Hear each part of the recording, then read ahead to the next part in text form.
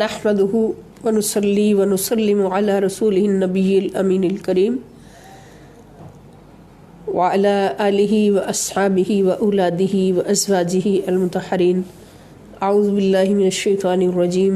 बिस्मिल्लाहिर रहमानिर रहीम। अल-हिदाया Quran class में सबको खुश आमदीद।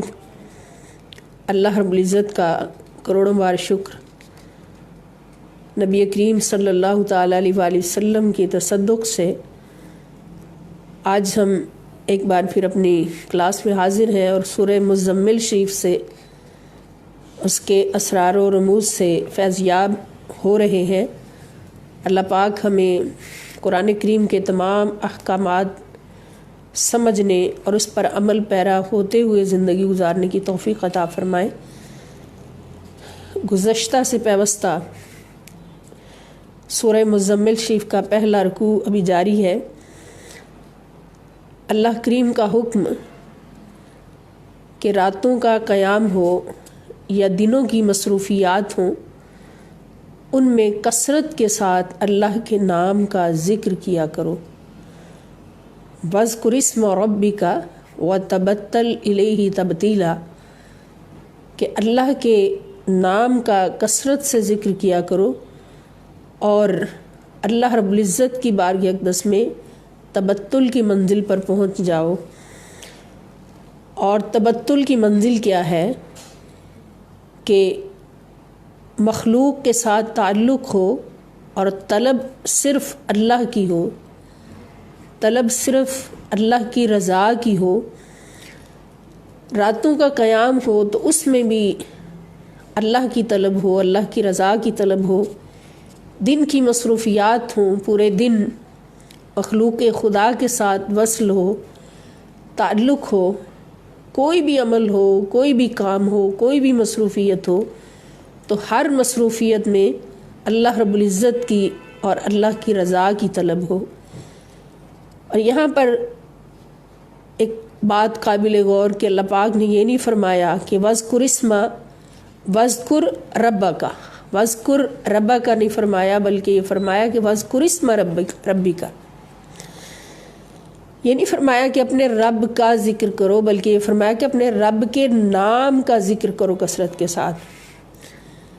यानी हमारी रसाई कहाँ तक है, हमारी एज़ इंसान एज़ बशर कहाँ तक ताकत है कि हम अल्लाह रब्बुल इज़्ज़त के अस्माए हुस्ना तक हमारी रसाई है, अस्माए हुस्ना के ज़िक्र तक हमारी रसाई है। उसकी ज़ात का ज़िक्र तो बहुत दूर की मंजिल है। और इसके साथ जब अस्माए हुस्ना के ज़िक्र के साथ तबत्तुल की मंजिल नसीब होती है तो फिर आहिस्ता आहिस्ता बंदा उस मकाम की तरफ सफ़र करता है कि उसको अल्लाह की ज़ात के ज़िक्र का भी मकाम नसीब हो जाता है। तो हुक्म क्या है कि यानी अपनी इंसानी ताकत के मुताबिक कसरत से अल्लाह ताला का ज़िक्र करते जाओ, तो ये तबत्तुल की मंजिल के हुसूल के लिए एक वसीला बन जाएगा। तबत्तुल की मंजिल के हुसूल के लिए वसीला बन जाएगा अल्लाह के नाम का कसरत से ज़िक्र करना। और इस ज़िक्र से मुराद सिर्फ़ ये नहीं कि ज़ुबान से ज़िक्र करना, बल्कि जैसा कि हुक्म है और मैं अर्ज़ कर रही हूँ कि इस ज़िक्र से मुराद है कि जो अमल भी हम कर रहे हैं उसमें तलब सिर्फ़ अल्लाह की और अल्लाह की रज़ा की तलब हो। तो तलब रज़ाए खुदा के लिए जो अमल होता है तो वो भी अल्लाह का ज़िक्र होता है। जो काम भी हम कर रहे हैं उसके पीछे किसी बंदे को राज़ी करना नहीं, अपने नफ्स को, अपनी ज़ात को राज़ी करना नहीं, बल्कि फ़कत और फ़कत अपने रब को राज़ी करना। ये है अल्लाह की रज़ा के लिए, फ़कत अल्लाह के नाम का ज़िक्र करना। और यही रास्ता है जो तबत्तुल की मंजिल की तरफ हमारी रहनुमाई करता है, हमारे लिए वसीला बन जाता है। لیکن یہاں پر بھی ایک بات بیان کرنا بہت ضروری ہے کہ اس منزل کے حصول کے لیے، تبتل کی منزل کے حصول کے لیے کثرت ذکر وسیلہ ہے، بشرطے کہ جذب الہی دستگیری فرمائے اور شیخ کامل کی کشش نصیب ہو۔ یعنی جب تک اللہ رب العزت کی رحمت اور اللہ کی عنایت کی دستگیری نہیں ہوتی اور ایک شیخ کامل کی کشش ایک بندے کو نصیب نہیں ہوتی، مومن کو نصیب نہیں ہوتی، تو اس وقت تک اس منزل کا حصول ناممکن ہے۔ آج تک جس نے بھی اس منزل کو پایا، اس منزل کو حاصل کیا، تو اس کو یہ دونوں صحبتیں نصیب ہوئیں تو وہ اس منزل پر پہنچا۔ اولیاء کرام کی، لاکھوں اولیاء کرام کی حیات طیبات کو پڑھ کے دیکھ لیں تو ہمیں یہی بات نظر آتی ہے کہ جب تک اللہ رب العزت کی رحمت یا عنایت دستگیری نہ فرمائے اور ایک شیخ کامل کی توجہ نصیب نہ ہو تو کبھی بھی بندہ منزل تبتل کو نہیں پا سکتا۔ اور حضرت یعقوب چرخی رحمۃ اللہ علیہ کا قول یہاں پہ میں عرض کروں گی کہ آپ فرماتے ہیں کہ اللہ کی عنایت اور خاصان حق کی عنایت کے بغیر اگر کوئی فرشتہ بھی ہو تو اس کا نام عمل بھی سیاہ ہے۔ شیخ جو محبوب حق اور مجذوب مطلق ہوتا ہے، اس کی ایک نظر مبارک سے ظاہر و باطن کو وہ صفائی حاصل ہوتی ہے جو طرح طرح کی ظاہری عبادتوں سے حاصل نہیں ہوتی۔ یعنی شیخ کامل کی ایک صحبت بھی نصیب ہو جائے تو چور کو کتب بنا دیتی ہے، شیخ کامل کی ایک صحبت بھی نصیب ہو جائے تو فرش سے اٹھا کے عرش تک پہنچا دیتی ہے، اور انہی صحبتوں کے فیض سے ہزاروں اولیاء بنے اور ان خاص منزلوں پر پہنچے، اللہ کی رضا کی منزلوں پر پہنچے۔ تو اللہ رب العزت کی رحمت، اور ضروری ہے کہ کوئی مومن بھی اس طرف توجہ کرنا بہت ضروری ہے کہ کوئی عمل کرنے والا، کوئی بڑے سے بڑا نیک عمل کرنے والا، اعمال صالحہ کرنے والا مت بھروسہ کرے اپنے اعمال پر یا اپنی نیکیوں پر یا اپنی شب بیداریوں پر۔ بھروسہ ہو تو کس پر؟ اللہ رب العزت کی رحمت پر، کہ جب تک اس کو اللہ کی رحمت، اللہ کی توجہ، اللہ کی عنایت نصیب نہیں ہوتی وہ کبھی بھی ان اعلیٰ منزلوں تک نہیں پہنچ سکتا، کبھی بھی اس کے اعمال اللہ کی بارگاہ میں قبول نہیں ہو سکتے۔ اور اس توجہ کو حاصل کرنے کے لیے ضروری ہے کہ اللہ کے کسی ولی کا دامن ہاتھ میں ہو، ولی کامل کا دامن ہاتھ میں ہو، شیخ کامل کی توجہ نصیب ہو، تو پھر اللہ رب العزت کی توجہات کا مرکز بندہ بن جاتا ہے اور چور سے قطب بن جاتا ہے۔ اللہ پاک ہمیں یہ سب کچھ سمجھنے کی توفیق عطا فرمائے۔ اللہ پاک اپنے حبیب صلی اللہ تعالیٰ علیہ وآلہ وسلم سے فرماتے ہیں کہ اللہ کے نام کا ذکر کثرت سے کریں اور تبتل اختیار کریں، یعنی تعلق سب سے رکھیں مگر طلب صرف خدا کی ہو، ان سے کٹ کر رہیں اس طرح کہ رضا ان کی مقصود نہ ہو بلکہ رضا صرف اللہ کی مقصود ہو۔ اور اللہ کون ہے؟ جو رب المشرق بھی ہے، رب المغرب بھی ہے، اور اس کے سوا اس کائنات میں کوئی معبود نہیں۔ وہ بادشاہ ہے، وہ مالک ہے، وہ خالق ہے، وہ جبار ہے، وہ قہار ہے، وہ رحمان ہے، وہ رحیم ہے، وہ رؤوف ہے، وہ کریم ہے۔ ہر چیز اسی کے ہاتھ میں ہے، اس لیے اس رب کو اپنا دوست بنا لیں، اس رب کے ساتھ جڑ جائیں۔ لا الہ الا ہوا، اس کے سوا کوئی معبود نہیں، فاتخذ وکیلا، اور اسی کو اپنا کارساز سمجھے، کبھی بھی کسی پر دنیا میں بھروسہ نہ کرے اور یہ نبی کریم صلی اللہ تعالیٰ علیہ وآلہ وسلم کو اس وقت اللہ پاک فرما رہے جب کفار ارد گرد تنگ کرنے والے ہیں اور حضور علیہ السلام کو تکلیفیں دینے والے ہیں، حضور علیہ السلام ان کی طرف نظر رحمت فرماتے ہیں، دست شفقت بڑھاتے ہیں، دعائیں فرماتے ہیں ان کی بخشش کے لیے، ان کے ایمان کے لیے، ان کو جنت کی طرف دعوت دیتے ہیں، مگر وہ ہر قدم پر حضور علیہ السلام کو ستاتے ہیں، تنگ کرتے ہیں، رنگ برنگے تانے دیتے ہیں، مختلف القاب سے پکارتے ہیں، تو اللہ پاک فرماتے ہیں کہ ایسی حالت میں صرف اپنے رب کو اپنا کارساز سمجھیے، ان کی کسی بات پر نہ کسی پر آپ نے بھروسہ کرنا ہے اور نہ ہی کسی کی طرف توجہ دینی ہے۔ وَاصْبِرْ عَلَى مَا يَقُولُونَ، وَاصْبِرْ اور صبر کیجئے، علی اس پر ما یقولون جو کچھ وہ کہتے ہیں۔ اور حضور علیہ السلام کی وساطت سے یہ سارے احکام قیامت تک آنے والے مومنین کے لیے، مسلمانوں کے لیے، کہ دوسروں کے ساتھ بھلا کرتے جانا ہے مگر بھروسہ اپنے رب پر رکھنا ہے، کسی پر بھروسہ نہیں کرنا اور کسی کی دل آزاریوں پر اور ملنے والی تکلیفوں پر آپ نے توجہ نہیں دینی، بلکہ اللہ رب العزت پہ بھروسہ رکھنا ہے۔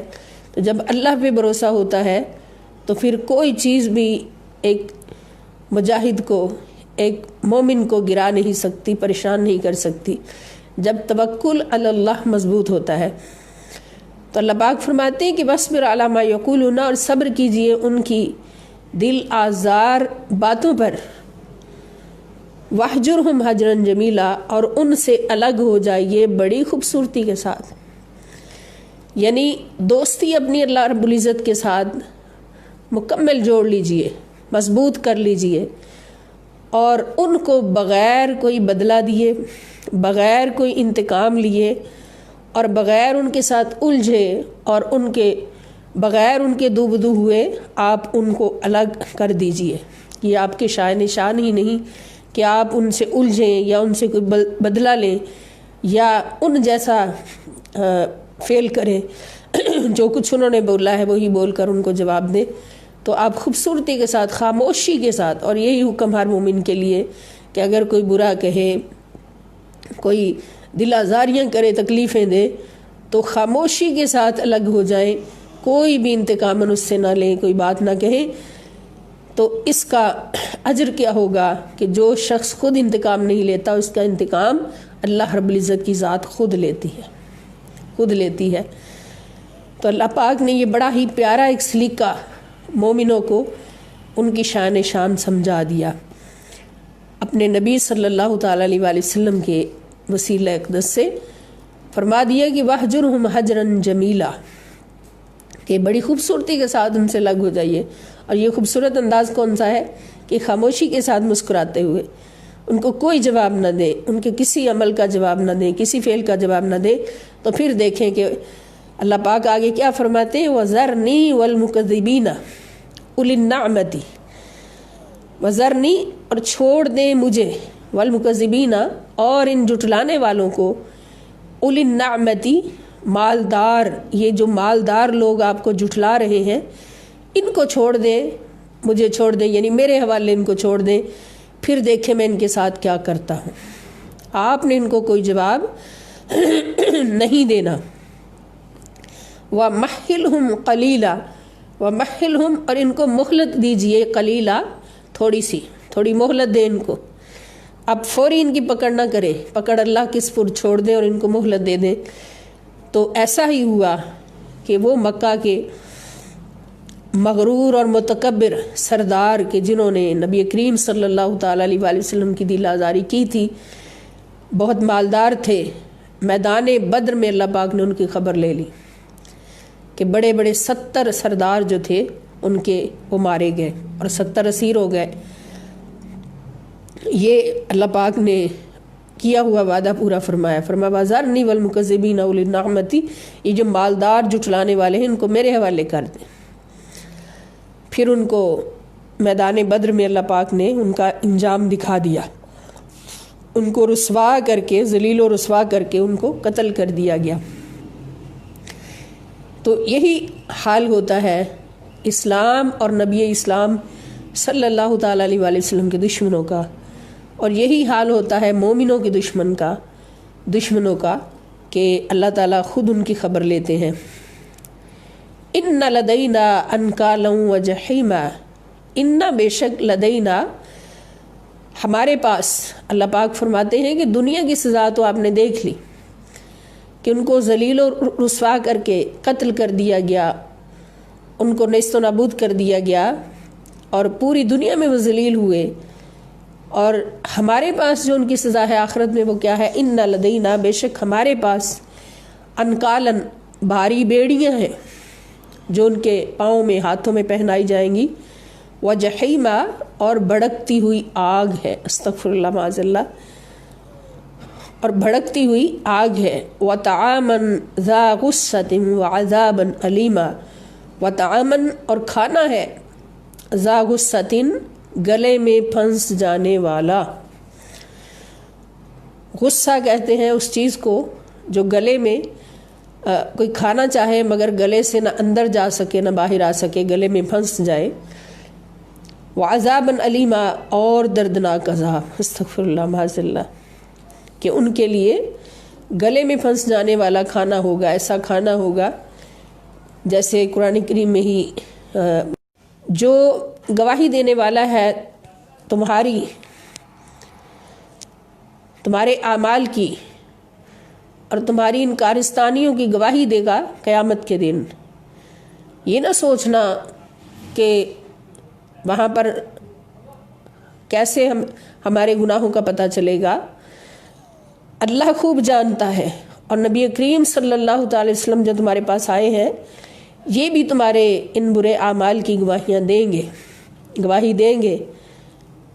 کما جیسا کہ ارسلنا ہم نے بھیجا، الی فرعون رسولا فرعون کی طرف رسول بھیجا، جس طرح ہم نے فرعون کی طرف رسول بھیجا، فرعون کی طرف بھی حضرت موسیٰ علیہ السلام کو بھیجا گیا تھا۔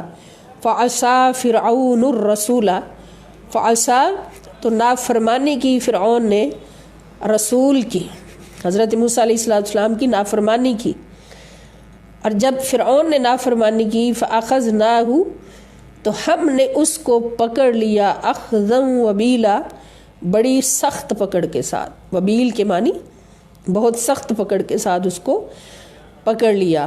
اب کس طرح سے فرعون کو پکڑا کہ اس کو دریا میں غرق کر دیا، اس کو اور اس کی پوری آل کو، اس کی پوری قوم کو دریا میں غرق کر کے اس کو تباہ و برباد کر دیا۔ تو اے مکہ والو، فرعون جو اپنے آپ کو خدا سمجھتا تھا، فرعون کی مثال کیوں دی کہ تمہارے تکبر کو دیکھ کر بھی فرعون کی یاد آتی ہے کہ تم اپنے تکبر میں، اپنے نشے میں مغرور پھرتے ہو، خود کو خدا سمجھتے ہو، اور فرعون تو تم سے بھی بڑا خدا بنا ہوا تھا۔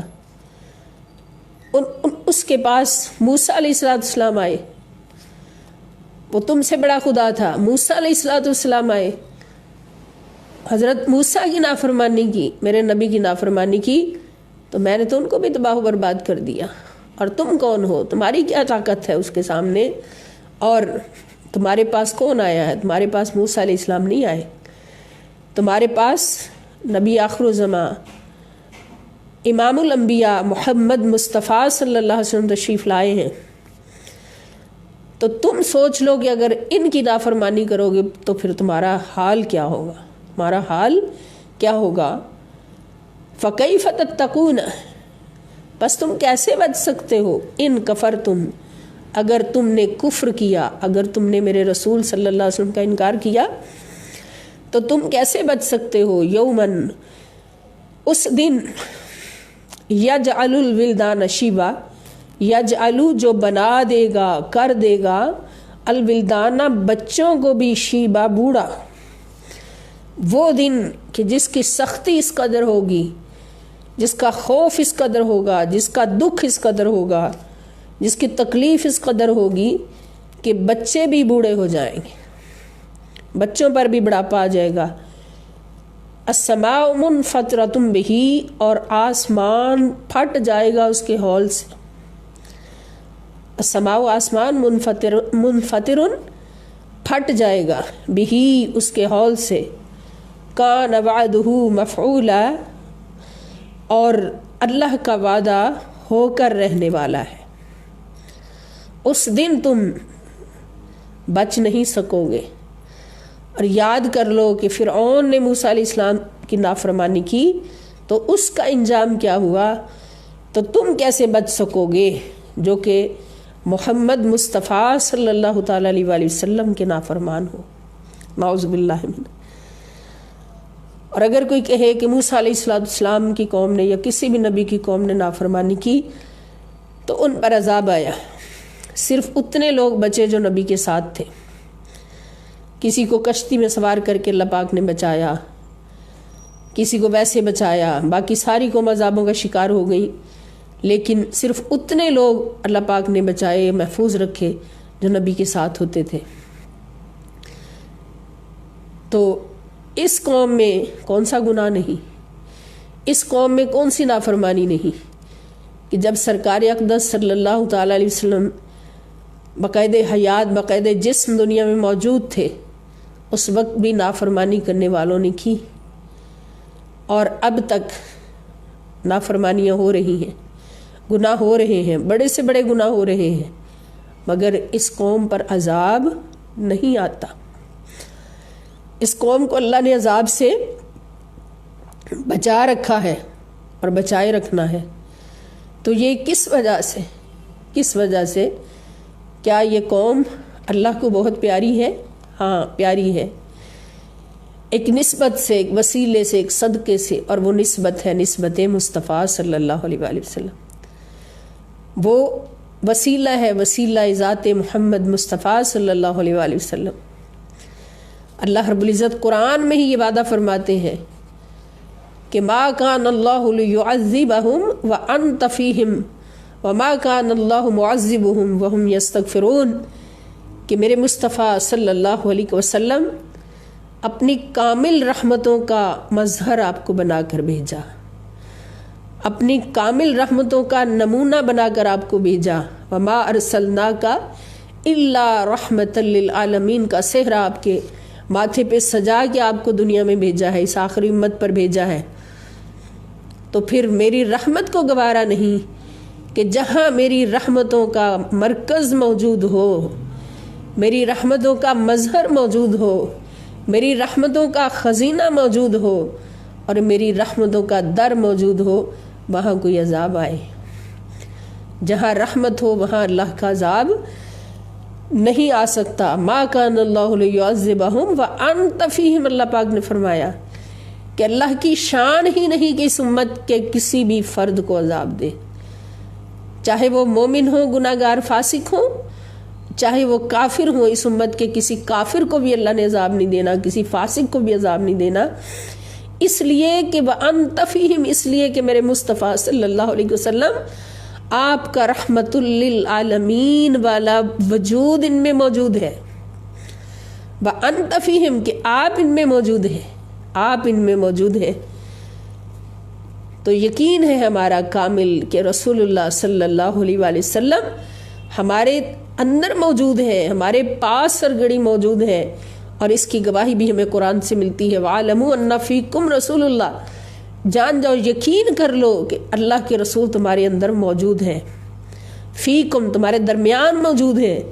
تو یہ جو عذاب نہیں آتا اتنی بڑی بڑی نافرمانیوں پر بھی، تو کس وجہ سے نہیں آتا؟ یہ میرے اس رسول ذیشان رحمت للعالمین کی وجہ سے نہیں آتا صلی اللہ علیہ وآلہ وسلم. فرعون نے نافرمانی کی موسیٰ علیہ السلام کی تو عذاب کا شکار ہو گیا، غرق ہو گیا. جس قوم نے بھی نافرمانی کی اللہ کی نبی کی، عذاب کا شکار ہو گئی. لیکن میرے نبی رحمت للعالمین کی یہ شان ہے کہ اللہ پاک اس نبی صلی اللہ علیہ وسلم کے وجود باجود کی برکت سے اس کائنات کو، اس جہان کو، پوری قوم کو عذاب سے بچایا ہوا ہے اور بچائے رکھے گا انشاءاللہ.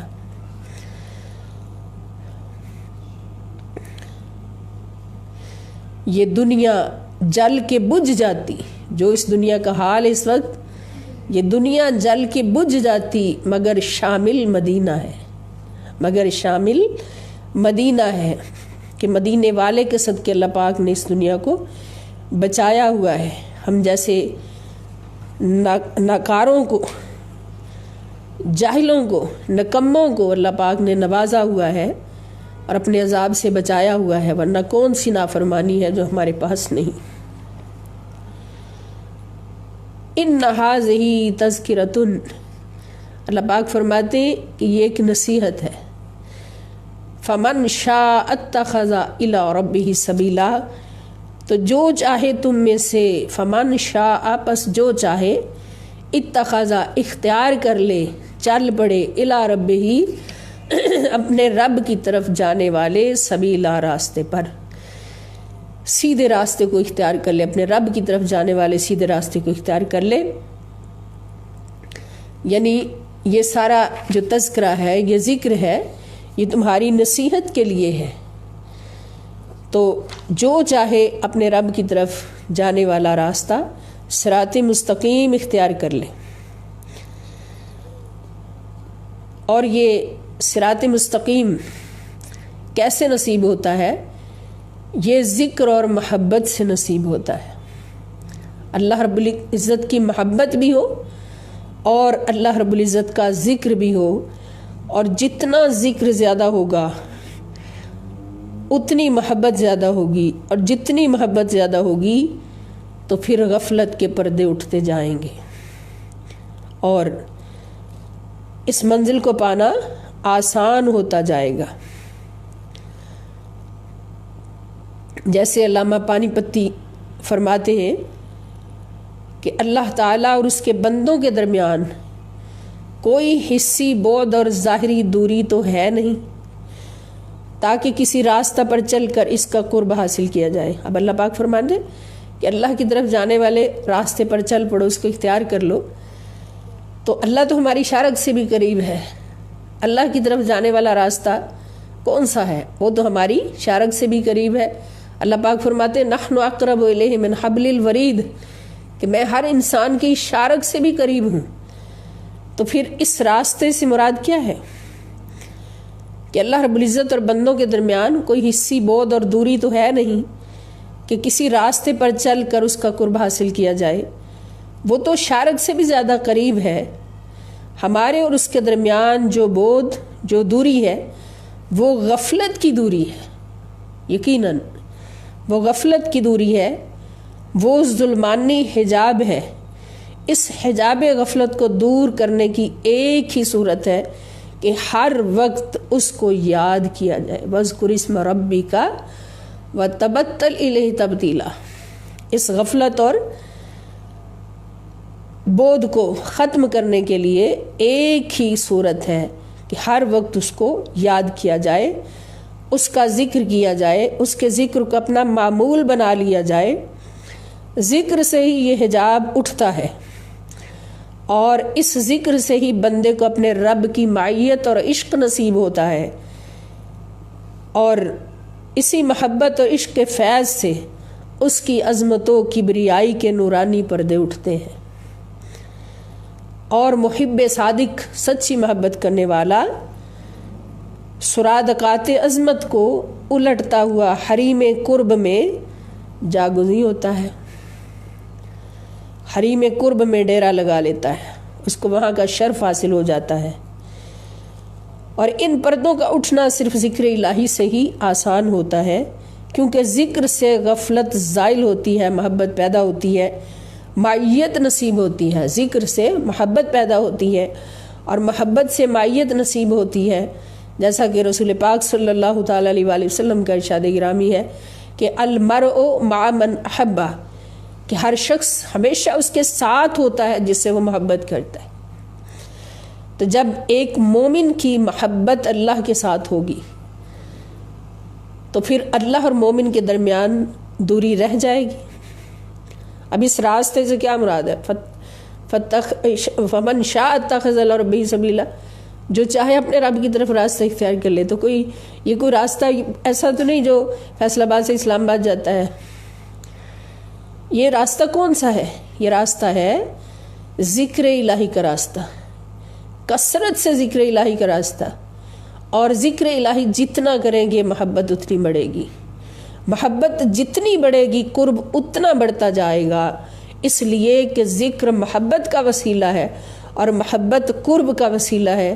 نبی کریم صلی اللہ تعالی وسلم کی ارشاد پاک کے مطابق کہ المرء مع من احبہ، کہ ہر شخص اس کے ساتھ ہوتا ہے، اس کی معیت میں ہوتا ہے جس سے وہ محبت کرتا ہے.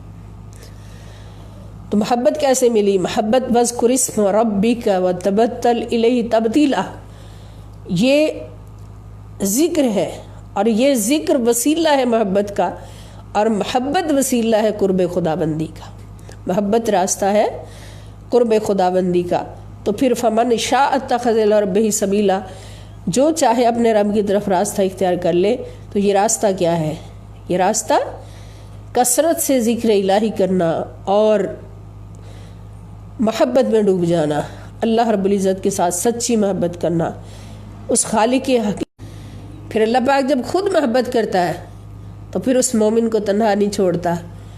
حدیث قدسی ہے کہ جب اللہ کسی سے محبت کرتا ہے تو پھر جبرائیل کو بلاتا ہے، جبرائیل سے فرماتا ہے کہ جبرائیل مجھے فلاں بندے سے محبت ہو گئی ہے، تو بھی اس سے محبت کر. پھر جبرائیل علیہ السلام اس سے محبت کرتے ہیں. پھر اللہ پاک فرماتے ہیں کہ جبرائیل اب سارے فرشتوں میں منادی کر دو کہ فلاں بندہ اللہ کا محبوب ہو گیا ہے، سارے اس سے محبت کرو. پھر سارے فرشتے بھی اس بندے سے محبت کرتے ہیں، سبحان اللہ. پھر اللہ پاک فرماتے ہیں کہ جبریل ابھی بھی کام پورا نہیں ہوا، اب تم زمین پہ اتر جاؤ اور ساری دنیا میں اعلان کر دو کہ جو جو خدا سے محبت کرنا چاہتا ہے اس کے دل کو خدا نے چن لیا ہے کہ وہ فلاں بندے سے محبت کرے. جن جن دلوں کو خدا چن لیتا ہے اپنی محبت میں، ان کے دلوں میں اس بندے کی محبت ڈال دیتا ہے، جبریل سے ڈلوا دیتا ہے.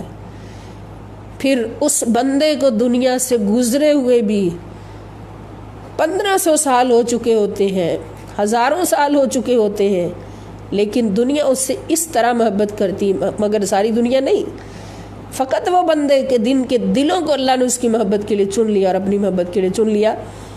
وہ اس کے ساتھ اس طرح محبت کرتے ہیں جیسے ابھی اس کی صحبت میں بیٹھے ہوئے. یہ محبت ہی صحبت عطا کرتی ہے. ایک مثال دیتی ہوں کہ سیدنا بلال حبشی رضی اللہ تعالیٰ عنہ، لاکھوں کروڑوں مثالیں ہیں. حضرت بلال حبشی رضی اللہ تعالیٰ عنہ، آپ کا نام سنتے ہی ہر مسلمان اپنی جان، تن، من، دھن آپ پر قربان کرنے کے لیے تیار کھڑا ہوتا ہے. ہمارا تن، من، دھن سب کچھ بلال حبشی کے قدموں پہ قربان، ان کے جوڑے اقدس پہ قربان، ان کی جوڑے اقدس کی خاک اقدس پہ قربان. یہ محبت کہاں سے آئی؟ یہ جذبہ کہاں سے آیا؟ یہ ہمارے دلوں میں خدا نے ڈالا کہ بلال میرا محبوب ہو گیا ہے. اے میرے چنے ہوئے بندو، تم بھی بلال سے محبت کرو. سارے فرشتے بھی بلال سے محبت کرتے ہیں، جبرائیل بھی بلال سے محبت کرتے ہیں، تم بھی سارے بلال سے محبت کرو، بن دیکھے محبت کرو. مولا کیوں؟ فرماتا اس لیے کہ وہ میرا محبوب ہو گیا ہے. پہلے بندہ خدا کو اپنا محبوب بناتا ہے، پھر اللہ تعالیٰ اس کو اپنا محبوب بناتا ہے، اور پھر اس کو محبوب خلائق بنا دیتا ہے. اور پھر اس کے دل میں فقط اس کی محبت فقط انسانوں کے دلوں میں نہیں، مومنوں کے دلوں میں نہیں، جانوروں کے دلوں میں، ہواؤں کے دلوں میں، پہاڑوں کے دلوں میں، درختوں کے دلوں میں، ہر مخلوق اس بندے سے محبت کرتی. میرے نبی صلی اللہ تعالیٰ علیہ وآلہ وسلم کے ادنا غلام کی مثال ہے، حضور کے در کے ایک غلام کی مثال ہے. میرے آقا صلی اللہ تعالیٰ علیہ وآلہ وسلم خدا کے محبوب ہیں، تو وہ کس کے محبوب نہیں؟ جنگل میں بچپن کی حیات طیبہ ہے، جنگل میں اپنی اماں حلیمہ سعدیہ رضی اللہ تعالیٰ عنہ کی بکری تلاش کرنے کے لیے تشریف لے جاتے ہیں، تو جنگل کے شیر بھی آ کے حضور کے پاؤں چومتے. ان کو پتہ ہے اللہ کے نبی ہیں، یہ اللہ کے محبوب ہیں. اب ان کے دلوں میں یہ بات کس نے ڈالی؟ اللہ پاک نے ڈالی. हुजूर सल्लल्लाहु अलैहि वसल्लम अबू बकर सिद्दीक़ रज़ी अल्लाह तआला अन्हु की हमरा गारे सौर में तशरीफ़ ले जाते हैं। वहाँ से 100 साल पुराना सांप निकलता है और अपने रास्ते से हटाने के लिए हज़रत अबू बकर सिद्दीक़ रज़ी अल्लाह तआला अन्हु की एड़ी मुबारक पे डस लेता है। हुजूर पूछते हैं क्यों डसा, क्यों तकलीफ़ पहुँचाई मेरे यार को? तो अर्ज़ क्या करता है, या रसूल अल्लाह सल्लल्लाहु अलैहि वसल्लम, मैं तो 100 साल से आपके दीदार के लिए तड़प रहा था कि किस तरह मुझे आपका दीदार हो जाए, महबूब खुदा मोहम्मद मुस्तफ़ा सल्लल्लाहु अलैहि वसल्लम का दीदार हो जाए। आज आप मेरे घर में तशरीफ़ लाए तो आपके माली ने मेरा रास्ता रोक लिया, आपके मुहाफिज ने मेरा रास्ता रोक लिया। मैंने तो रास्ते से हटाने के लिए थोड़ा सा डंग दिया। उसने हुजूर सल्लल्लाहु अलैहि वसल्लम का दीदार किया, हुजूर का तवाफ़ किया, कदम बोसी की और वहीं पे ढेर हो गया। यूं लग रहा था जैसे वो अपनी तकदीर से कह रहा था कि 2 घड़ियां रुक जा तकदीरे, मैनू यार दा दर्शन पालन दे, खुद जान हवाले कर दे सा, इस जान दा मालिक आलन दे, खुद जान हवाले कर दे सा, इस जान दा मालिक आलन दे। जब मालिक आ गया तो जान दे दे। उस सांप के दिल में हुजूर अलैहिस्सलाम की अज़मत डाली, अल्लाह रब्बुल इज़्ज़त ने डाली, अल्लाह रब्बुल इज़्ज़त ने डाली। हर मखलूक के दिल में हुजूर पत्थरों के पास से गुजरते हैं, पत्थर भी दुरूद और सलाम पढ़ते हैं। जानवरों के पास से गुजरते हैं, जानवर भी दुरूद और सलाम पढ़ते हैं। सुभान अल्लाह। हर पत्थर जानता है अज़मत मुस्तफ़ा क्या है, हर जानवर जानता है अज़मत हबीब खुदा क्या है सल्लल्लाहु अलैहि वसल्लम। बेजान जानते हैं, लकड़ियाँ जानती हैं, दरख्त जानते हैं कि हुजूर सल्लल्लाहु अलैहि वसल्लम की शान अज़मत क्या है, मगर ये बदबख्त इंसान नहीं जानता जो अपने जैसा कहे या हुजूर की अज़मतों से इनकार करे। तो अल्लाह पाक फरमाते हैं कि जो चाहे अपने रब की तरफ रास्ता पकड़ ले। और अल्लाह की तरफ रास्ता क्या है, अल्लाह का ज़िक्र है कसरत के साथ, और फिर अल्लाह ताला की सच्ची मोहब्बत है। जितना ज़िक्र होगा उतनी मोहब्बत होगी। अल्लाह पाक फरमाते,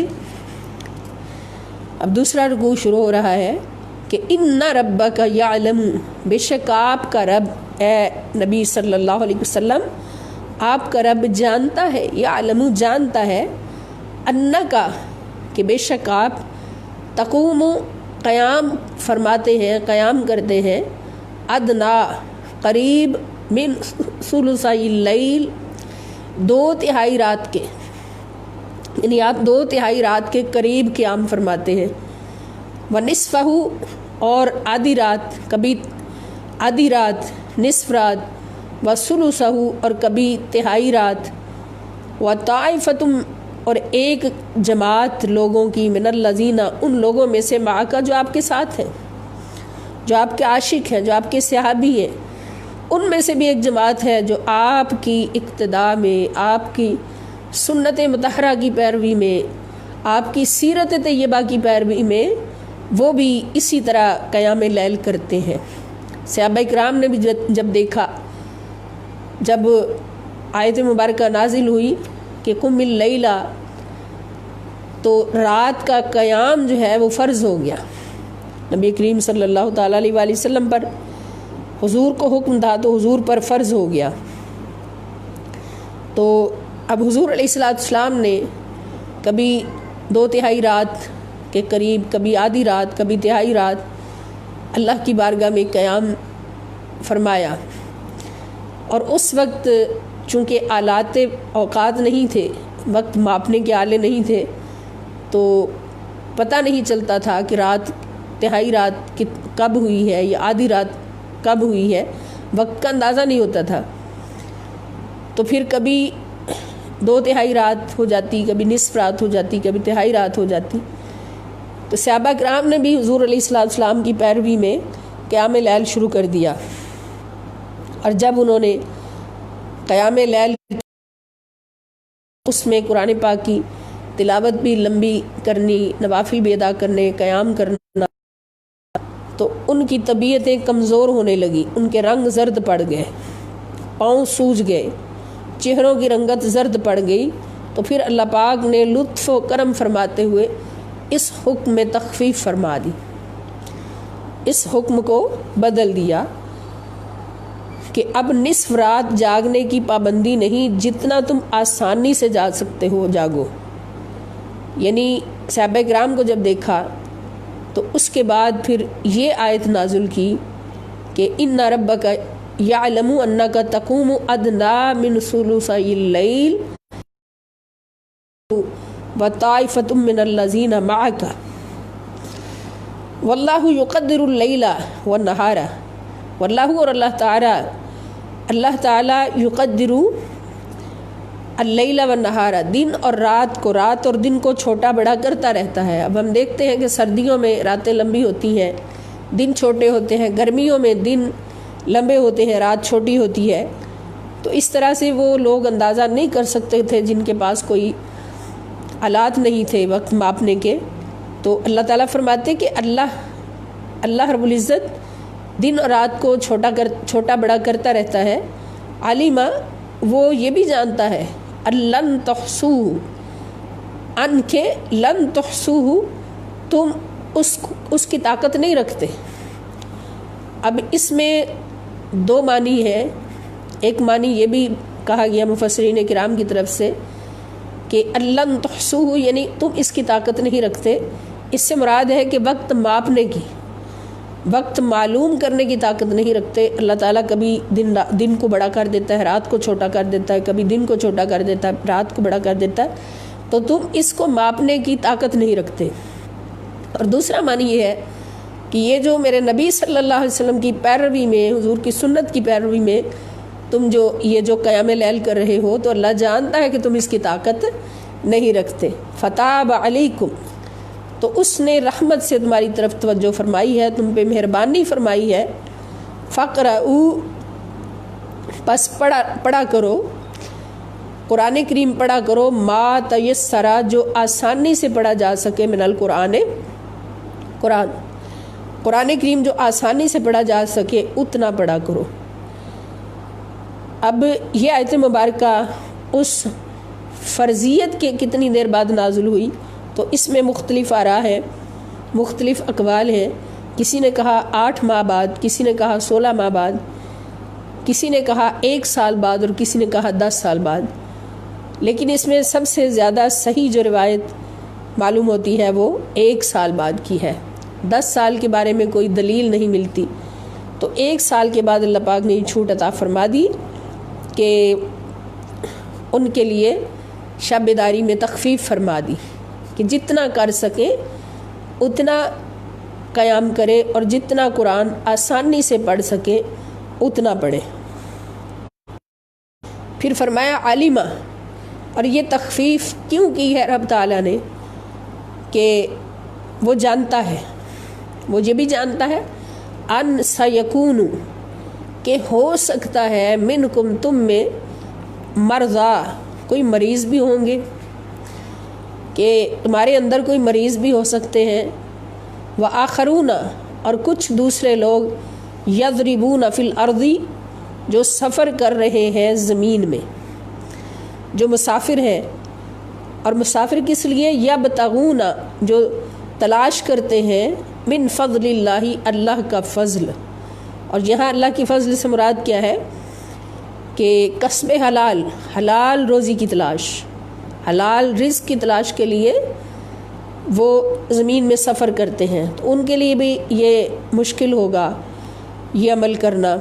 وآخرون، اور کچھ دوسرے لوگ یقاتلون، جو لڑتے ہیں، فی سبیل اللہ، اللہ کی راہ میں، یعنی مجاہدین، اس سے مراد مجاہدین ہیں۔ یعنی تم میں سے کوئی مریض بھی ہوں گے، مریضوں کی وجہ سے چھوڑ دی گئی، کچھ مسافر ہوں گے جو حلال روزی کی تلاش میں سفر میں رہتے ہیں، اور کچھ مجاہدین، کہ ان سب کے لیے یہ عمل جو ہے قیام لیل کا اور زیادہ قرآن کریم کی تلاوت کرنے کا یہ مشکل ہو جائے گا، تو ان کی وجہ سے اللہ پاک نے چھوٹ دی ہے۔ اور یہاں پر ایک بات قابل غور کہ اللہ رب العزت نے حلال روزی کمانے والے، حلال روزی کمانے کی غرض سے سفر کرنے والوں کو مجاہدین کے ساتھ ذکر فرمایا ہے۔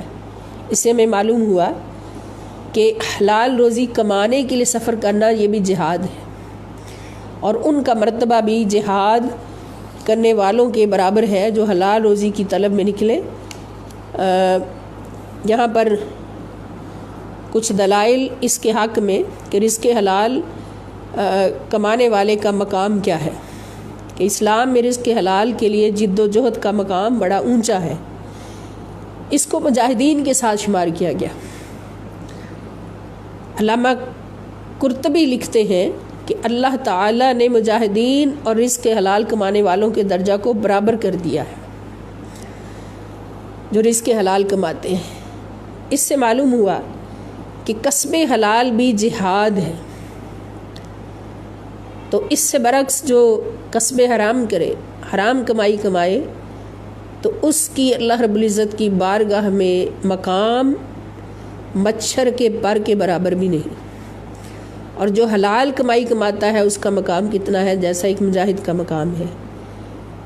احادیث طیبہ میں بھی اس حقیقت کو واضح کیا گیا کہ نبی کریم صلی اللہ تعالیٰ علیہ وآلہ وسلم فرماتے ہیں کہ جو شخص ایک شہر سے خوراک کا سامان کسی دوسرے شہر میں لے آتا ہے اور اس دن کے بھاؤ کے مطابق فروخت کر دیتا ہے، تو اس کا مرتبہ اللہ تعالیٰ کے نزدیک شہداء کے مرتبہ کے برابر ہے۔ سبحان اللہ۔ پھر حضور علیہ السلام نے یہ آیت طیبہ پڑھی،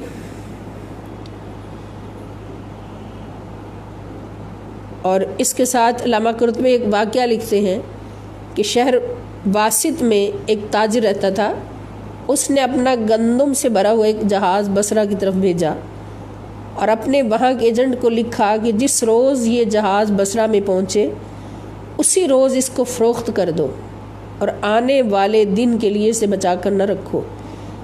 اتفاق ایسا ہوا کہ جس روز وہ جہاز پہنچا گندم کا بھاؤ گرا ہوا تھا۔ غلہ کے تاجروں نے اس ایجنٹ کو کہا کہ اگر تم ایک ہفتہ انتظار کر لو تو کئی گنا نفع زیادہ کماؤ گے۔ چنانچہ اس ایجنٹ نے ایک ہفتہ اس گندم کو فروخت نہ کیا، جبکہ مالک نے کہا تھا کہ اسی دن فروخت کر دینا۔ ان ایام میں بھاؤ تیز ہو گیا اور اس نے کئی گنا زیادہ نفع کمایا۔ اس نے اپنے مالک کو اس صورتحال سے آگاہ کیا تو اس تاجر نے اس کو لکھا، کیا لکھا کہ فلاں اگر ہمارا دین سلامت رہے اور ہمیں تھوڑا نفع ہی کافی ہے، اگر ہمارا ایمان سلامت رہے تو ہمیں تھوڑا نفع ہی کافی ہے، تو نے ہم پر بڑی زیادتی کی ہے، جس وقت میرا یہ خط تمہیں ملے تو سارا مال بصرہ کے فقیروں میں تقسیم کر دو۔ اس غلہ کی ذخیرہ اندوزی کا جو جرم تم نے کیا ہے اس کے مواخذہ سے ہی اگر بچ جاؤں تو کافی ہے۔ یہ ذخیرہ اندوزی تھی کہ ایک ہفتہ انتظار کیا کہ غلہ مہنگا ہو جائے تو بیچ لیں، تو اس کو ذخیرہ اندوزی کہتے ہیں۔ حلال کمائی کیا ہے کہ جس وقت ضرورت ہے اس وقت چاہے کتنا بھی سستا بکے مال اس کو بیچ دو، اس کو جمع کر کے اس انتظار میں نہ رکھو کہ یہ مہنگا ہو جائے تو بیچا جائے۔ یہ ذخیرہ اندوزی ہے اور اس کو اسلام نے حرام فرمایا ہے، ذخیرہ اندوزی کو۔ تو اس اللہ کے ولی نے کیا کہا کہ جو تم نے جرم کیا ہے اس کے مواخذہ سے میں بچ جاؤں تو یہی کافی ہے، مجھے اس مال کے صدقہ کرنے سے مزید ثواب کی کوئی آرزو نہیں، مجھے یہ بھی آرزو نہیں کہ میں یہ مال صدقہ کروں تو مجھے ثواب مل جائے، نہیں، میں تو اللہ سے دعا کروں گا کہ اللہ تعالیٰ مجھے معاف فرما دے، مجھے بخش دے۔ تو ذخیرہ اندوزی سے اللہ پاک نے منع فرمایا، اور جو کسب حلال کے لیے نکلتا ہے اور اس کو ٹائم پہ کماتا ہے، ٹائم پہ فروخت کرتا ہے، اسی دن جس دن وہ لے کے آتا اسی دن فروخت کرتا ہے، یعنی اس کو مہنگا ہونے کے انتظار میں چھپا کر نہیں رکھتا اور بچا کر نہیں رکھتا، تو اس کا شمار کس میں ہوتا ہے؟ اس کا شمار شہداء کرام میں ہوتا ہے۔ تو اللہ پاک فرماتے ہیں کہ تم میں کچھ مریض ہوں گے، کچھ کسب حلال کے مسافر ہوں گے اور کچھ مجاہدین ہوں گے، تو پھر یہ حکم نافذ ہوتا ہے کہ فقرؤ ما تیسر منہ، فقرؤ پس پڑھو اب قرآن پاک میں سے، ما تیسرا جو آسانی سے پڑھا جا سکے، منہ اس میں سے۔ اب یہ آسانی سے کتنا پڑھا جا سکے، اس میں بعض کے نزدیک 50 آیات ہیں اور بعض کے نزدیک 100 آیات ہیں، کم سے کم، کہ جتنا آسانی سے پڑھا جا سکے اتنا قرآن کی تلاوت کرو۔ اور واقیم الصلاۃ، اور قائم کرو نماز، وآتوا الزکاۃ، اور ادا کرو زکوٰۃ، وَأَقْرِضُوا اللَّهَ قَرْضًا حَسَنًا، وَأَقْرِضُوا اور قرض دیا کرو اللہ تعالیٰ کو، قرضاً حسنا قرض حسنا، اور اللہ رب العزت کی بارگاہ میں قرض حسنا دیتے رہا کرو۔ اب اس میں نماز پڑھنے کا اور زکوٰۃ دینے کا حکم ہے، تو اگر یہ آیات نماز اور زکوٰۃ کے حکم میں جو نازل ہوئی، اگر یہ آیت مبارکہ فرضیت نماز اور زکوٰۃ سے کے بعد ہے، تو پھر یہی نماز اور یہی زکوٰۃ جو مال کا 40واں حصہ اور 5 وقت کی نماز، اس سے یہ مراد ہے۔ اور اگر نماز کی اور زکوٰۃ کی فرضیت سے پہلے یہ آیت نازل ہوئی ہے، تو پھر نماز سے مراد وہ نماز ہوگی جو اس وقت پڑھی جاتی تھی، نبی پاک صلی اللہ علیہ وسلم اللہ کی بارگاہ میں حاضری دیتے تھے اور صحابہ کرام حضور کی سنت میں۔ اور زکوٰۃ سے مراد وہ صدقات اور خیرات جو اللہ کی راہ میں خرچ کیے جائیں، اور اللہ رب العزت کو قرض حسنہ دیتے رہا کرو۔ اب قرض حسنہ کیا ہے کہ حضور فرماتے پاک مال میں سے صرف اللہ تعالیٰ کی رضا کے لیے خرچ کرنا، مال پاک ہو اور اس میں سے صرف اللہ کی رضا کے لیے خرچ کرنا، کسی کو دینا صرف اللہ کی رضا کے لیے، ریاکاری کے لیے نہیں، کسی کو تکلیف دینے کے لیے نہیں، کسی کو غلام بنانے کے لیے نہیں، یا جو غلام ہے اس کو اس لیے نہیں دینا کہ وہ ہمارا کام کرے، اس سے کام نکالیں گے، نہیں، صرف اللہ کی رضا کے لیے پاک مال میں سے خرچ کرنا، اس کو قرض حسنہ کہتے ہیں۔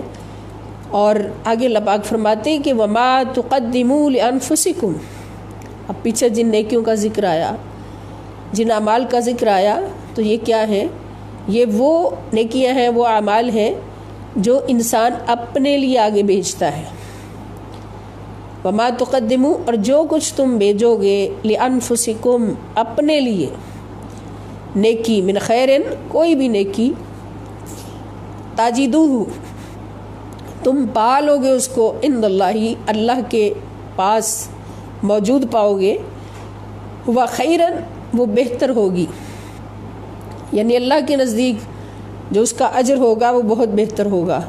اس لیے کسی سے اجر کی طلب میں نیکی نہ کرو، کسی کو دکھانے کے لیے نیکی نہ کرو، صرف اللہ کی رضا کے لیے، تو اس کا اجر پھر اللہ رب العزت کی بارگاہ اقدس میں جو ملے گا وہ بہت بہتر ہوگا، وَأَعْظَمَ أَجْرًا، اور بہت بڑا اجر ہوگا، وہ بہتر بھی ہوگا اور بہت بڑا اجر ہوگا۔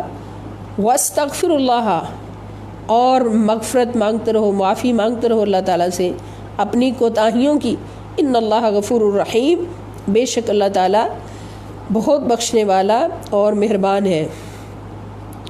اب قرض حسنہ کیا ہے کہ جو صرف اللہ کی رضا کے لیے پاک مال میں سے خرچ کیا جائے۔ تو ایک دفعہ حضرت عمر بن خطاب رضی اللہ تعالیٰ عنہ نے کھجور اور دودھ کو ملا کر حلوہ بنایا، اسی دوران ایک مسکین آیا تو آپ نے وہ حلوہ اٹھا کر اس مسکین کو دے دیا، تو اہل مجلس میں سے کسی نے کہا کہ امیر المومنین، اس لذیذ حلوے کی قدر یہ بیچارہ مسکین کیا سمجھ سکتا ہے جس کو آپ نے دے دیا؟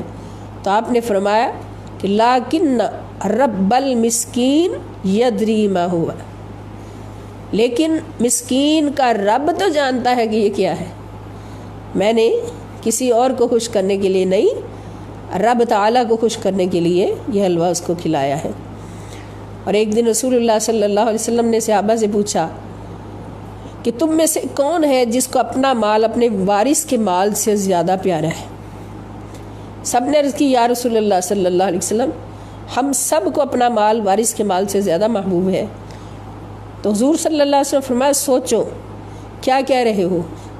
سب نے عرض کی یا رسول اللہ، ہم تو یہی سمجھتے ہیں کہ ہمیں اپنا مال وارث کے مال سے زیادہ پیارا ہے؟ تو حضور صلی اللہ علیہ وآلہ وسلم نے فرمایا کہ نہیں، تم سب کو اپنے مال سے وارث کا مال زیادہ پیارا ہے۔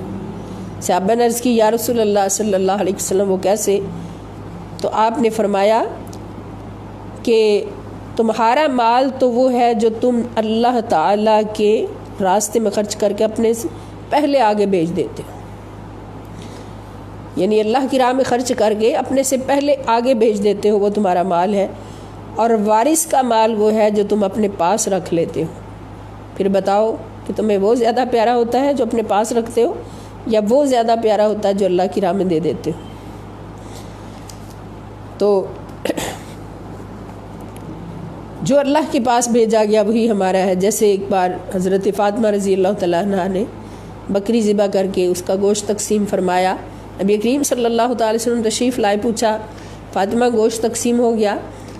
تو عرض کرنے لگی حضور یہ تھوڑا سا اپنے لیے رکھا ہے، باقی سارا تقسیم کر دیا۔ تو حضور نے مسکرا کے فرمایا فاطمہ بیٹی، یہ جو اپنے لیے رکھا ہے یہ اپنا نہیں ہے، جو تقسیم ہو گیا وہ اپنا ہے، وہ اپنے لیے آگے پہنچ گیا۔ تو اس کے بعد اللہ پاک فرماتے ہیں کہ واستغفر اللہ، اس کا مطلب کیا کہ یہ جتنی بدنی اور مالی عبادات اور اعمال صالحہ کا ذکر گزر چکا ہے، ہو سکتا ہے کہ تم میں سے کوئی اپنے اعمال پر فخر و ناز کر بیٹھے، اتنی عبادات اتنے نیک اعمال کر کے ان پر فخر کر بیٹھے اور یہ کوتاہی کر بیٹھے۔ تو اس کے لیے ضروری ہے، آخر میں ہدایت فرما دی اللہ پاک نے کہ اعمال صالحہ اور نیکیوں پر بھروسہ نہیں کرنا بلکہ اللہ کی رحمت پر بھروسہ کرنا ہے۔ اور اگر کسی کے دل میں فخر آ جائے، ناز آ جائے، تو فوراً اللہ رب العزت کی بارگاہ میں استغفار کرے۔ اللہ پاک اپنی شان و عظمت کے لائق قبول فرمائیں ان نیکیوں کو، نیک اعمال کو۔ اگر کوئی نقص و عیب ہماری طرف سے ہو گیا ہو، ہماری سوچ سے اس میں کوئی نقص آ گیا ہو، ہمارے کسی فخر کرنے سے اس میں نقص آ گیا ہو، تو اللہ پاک اس کو معاف فرما دے اور اپنی بارگاہ اقدس میں اپنی شان قبول فرما لے۔ اللہ تعالیٰ سے مغفرت طلب کرتے رہیں، اللہ سے معافی مانگتے رہیں۔ اللہم انی ظلمت نفسی ظلما کثیرا لا یغفر الذنوب الا انت فاغفر لی منک مغفرۃ وارحمنی انک انت الغفور الرحیم رب ارحمہما کما ربیانی صغیرا واعف عنا واغفر لنا وارحمنا انت مولانا فانصرنا علی القوم الکافرین اللہم صلی وسلم وبارک علی المزمل المدثر حبیبک الاکرم سیدنا و مولانا محمد المبعوث رحمۃ للعالمین وعلی آلہ واصحابہ ومن احبہ واتبعہ الی یوم الدین برحمتک یا ارحم الراحمین۔ والسلام علیکم ورحمۃ اللہ وبرکاتہ، وإلی اللقاء ان شاء اللہ تعالی۔